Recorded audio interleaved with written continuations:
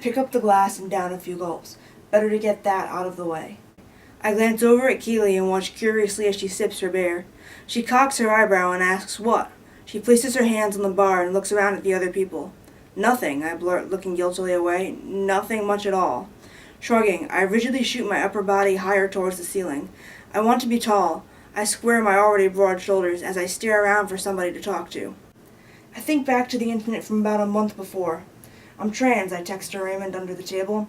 He glances over at me and looks mad. Okay, Genevieve, Raymond says. Sure you are. My name's Red, I think. He can't possibly be talking to me.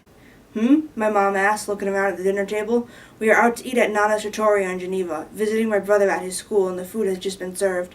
It is Mom, Ray and his girlfriend, Nana, and myself. Ray and I were conversing about what is new with me, so I sent him that text message. Shifting in his chair, Raymond glances over at my mom, who is glaring at me the entire time. Nothing, he says. She's being stupid. While I do this, Kaylee fixes her hair and plays with her neatly lacquered nails.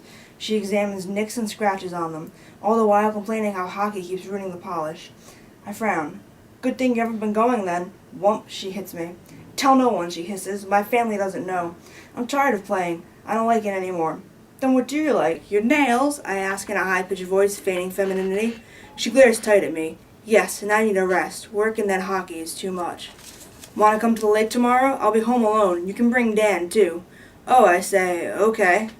Hey, listen, we gotta talk, I begin.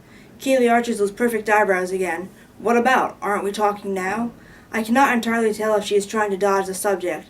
About me, I nonchalantly nod, and this, I stick out my index finger and raise it to the level of my hair, pointing at the short, deceivingly dark strands. This is important, you know. She makes a non-comprehending face. Since when is you getting a haircut news? So, can we get into it? Ugh, my friend proclaims as she stands. I need a cigarette. I nod slowly and we trudge outside into the sweet summer night. We turn the corner and dwell in a slightly less trafficked area out of the way of the door. I lean against the wall of the bar, the alcohol starting to take effect. I'm such a lightweight, especially on my new OCD meds. Keely doesn't bother with propping herself up. She just stands near the door and opens a new pack of her cowboy killers, as she calls them. She picks one out and thrusts it in my direction. Why not? I like cigars, after all. My head swims as I take the cigarette from her hands and hold it shakily up. I dredge the bright white True Value lighter from my pocket, and I somehow intuited that I'd need it, and sharply suck air in as I create a flame that flashes at the end of the cancerous tube. It lights. I inhale and cough heartily as I enjoy the feeling of floundering, the gasping for air. I'm under in space. After that, I just suck and hold. I take a few more drags and wait for my tears to subside, wondering where they came from.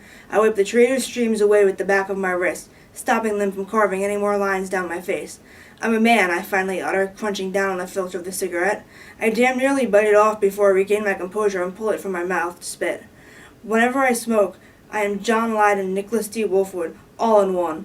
I slouch against the building and spit some more. I am a man, I murmur agitatedly, excitably. Oblivious to my personal torment, Keely asks the wrong question. Why do you keep spitting? I'm a fish on land, I proclaim, and spit once again, this time much closer to her. She sidesteps and offers me another cigarette. I did not even realize I had finished the first. I gratefully decline and toss dark looks into the dusky corner of the building. I'm Dean. I crush the butt against my rubber sandal and fling it into the trash. My first time in a bar and I'm crying like a little bitch. I think I've already drunkenly introduced myself to everyone here as a middle-aged man trapped in this horrendous body.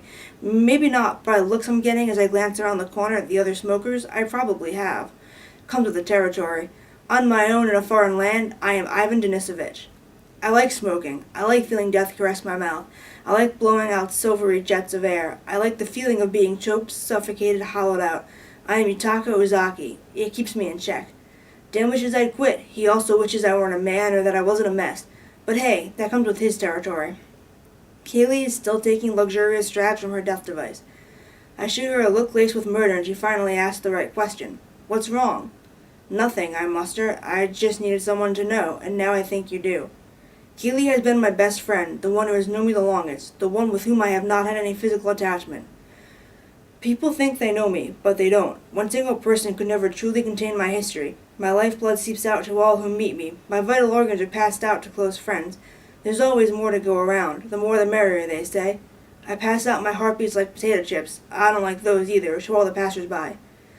I'm Troubled Joe and you can know me for free. No fee. I watched Keely's cigarette burn down towards the end. You know, at least, I venture. I know you know. You know the truth, that I am the truth. Know what? She asked. That I am nothing.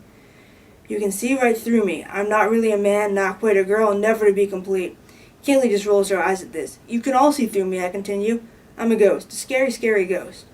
You'll have to believe I'm a man, though. Ghosts float. We all float down here. God, where was that from? Some book? A song? I need someone to believe it for me after I die. If not, I'll just be a dead girl. A very, very dead girl. I realize Kaylee's kick with the cancer stick is almost at its end. I watch the embers wind their way down towards her mouth. That mouth speaks truth. It has to. She hooms me and throws a nasty butt on the ground. But you're still a girl. She stomps it out. I allow my eyes to glaze over as I sink into a drunken haze. I swim back into the bar. I'll be Craig Ferguson with a few more drinks in me. I sit and stare blankly at the empty glass before me. I am the glass, a transparent husk, my core poured out, never to be known. I turn to ashes, my feet, my legs, up my torso, all the way to my head. Every time I move, I feel a piece of my being dissolving into the wind. I turn to Kaylee to tell her something. Anything. I need to let her know I'm corrosing from the outside in. I open my mouth to speak, but it is made of fluffy flakes of white. I try to talk and the pieces flutter away, dispersing. There is nothing left. It's odd how it works. Each time I say no, my resolve grows to stay alive, to keep on living. After a while, living becomes as regular as muscle memory. I take shot after shot of pain and it strengthens my will to keep going. I learn what it means to become more alive and to want to live life all the more. But again, it comes crashing down. It's not necessarily a bad thing, though. It grants me another chance to get life right.